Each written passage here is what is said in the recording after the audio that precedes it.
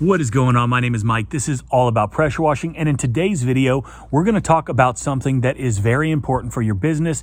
And what made me think about this was an email I received today that really exemplified one of the things that I talk about all the time. And that is understanding who your target customer is and how that relates to having a minimum price and ultimately the impact both of these things are going to have on your business and more specifically the profitability of your business. But before I get too deep into that, I want you to check out the first link in the description below. There is a training course that we're doing this week. It's free. It is put on by Aaron Parker from the Lean and Mean Academy. And he's going to be sharing how he took his business from $0 to $250,000 a year, lean and mean style, one truck, big profits. And it's going to be a really great opportunity to learn some great things, some great tips when you're trying to start your business or grow your business. I put a registration link down below, so definitely check that out. So the email, which I'm going to read here in a second, it got me thinking that it doesn't matter what business you're in, what service you're selling, what product you're selling.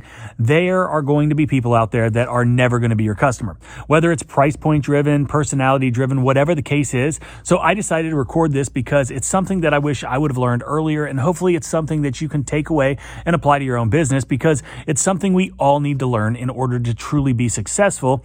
And that is, we need to focus our attention. We need to focus our time. We need to focus our marketing dollars on those customers with the most potential to pay us for our services or our products. Now, it's a funny thing. What's expensive for one person is cheap for another, or it can be. And I can tell one person that a house wash is going to be $500 and they say they would never pay that much. And they tell me about the last guy who did it for $125. And of course, I have to ask why they're calling me if he was so great and he was so cheap. And the answer is always the same, because he isn't in business anymore. His phone was dead or he did a bad job. And of course, he isn't in business anymore because he undervalued his business. He undervalued himself. He set the bar really, really low. And now he has to deal with the consequences. I can tell another customer that it's going to be $500 and they don't even blink an eye. They don't question it. They don't talk about it. They just schedule it and they pay their bill once the work's done. Let me go ahead and read this email and you'll see what I'm talking about and how it all kind of ties in together. Hi, Mike. I was watching a video on YouTube and was just curious how much the course was. Once I seen that it is $3.99, I think that is too high of a price, as I live in Canada and I have to add 30% on that price. For a digital course, the most I would pay is $100. I'll just keep watching videos for free on YouTube. So this email was about my 6-figure marketing course. There is a link below, but this could have also been from a response from any one of my pressure washing customers after receiving an estimate.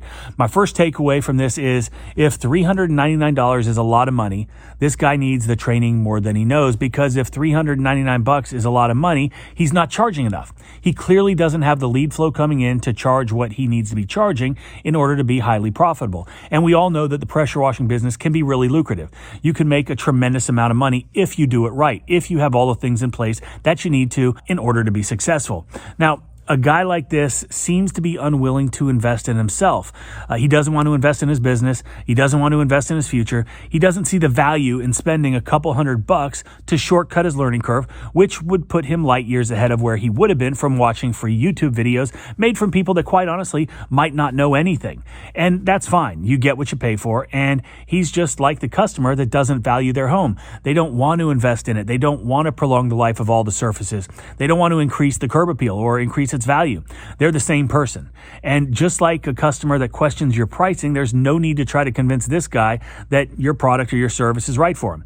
There's really no need to spend a lot of time trying to sell them because you're really just wasting your own time. And let's be completely honest. I don't care what the last guy charged for washing your house. I don't care what you would be willing to pay for a marketing training course. I don't care that you have to add 20% to the cost because of where you live. That has zero impact on the service that I provide or the value that we deliver. My pressure washing business, it isn't for everybody. I know that. And that's a lesson that took me several years, actually a lot more than several years to learn, because I wanted to be everything to everybody. And that equated to a lot lower prices because I was willing to take on jobs for less money than we should have. I didn't want to walk away from any job, even if it meant I was barely breaking even. But now I'm completely unapologetic in the way that I price. In fact, that's why we have a minimum price, and the minimum price increases to some degree every single year. But also understand there's a direct correlation between the time that that you are in business, I've been in business for a really long time, the number of repeat customers that we have, your lead flow, which is a direct result of your marketing efforts, the more customers that you have, the more leads that you have coming in, the higher your prices can be because you can be more discerning on who you work for and what you charge, what your minimum price is, and obviously those repeat customers are critical. I like to use the analogy of a guy who sells cars, okay? So say you're a car salesman, you work at the Lexus dealership, and we know those cars aren't cheap, right? They start at around, say, $60K. And say some kid walks in and he's got a $10,000 budget. Are you going to spend a lot of time on him? No. And say a young family walks in and they've got a $20,000 budget to buy a car to get them to and from work, to take the kids to school. Are you going to invest a tremendous amount of time in them? No, because they're not your target customer. They don't have the ability to pay the price needed for the car that you're selling. And it's not that they're not good people. It's not that they don't deserve to have a good car. It's just that their budget prohibits them from buying what you're selling. And if you're in business to make a profit, you're not going to waste your time, your energy, and your resources focusing on people that will never be your customer.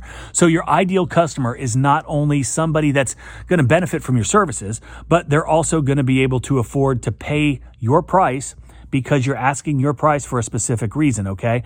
So the bottom line, obviously, you need to understand your costs in order to establish your pricing, and more specifically, your minimum price. And then you need to stick to that minimum price. And you also have to understand that not everyone is your customer. Focus on the people that can afford your service. Focus on the people that see value in what you provide. And when you lock that in, you're going to see your business change for the better. Don't forget to check out Aaron's class. Thanks for watching, and I hope you have a great day.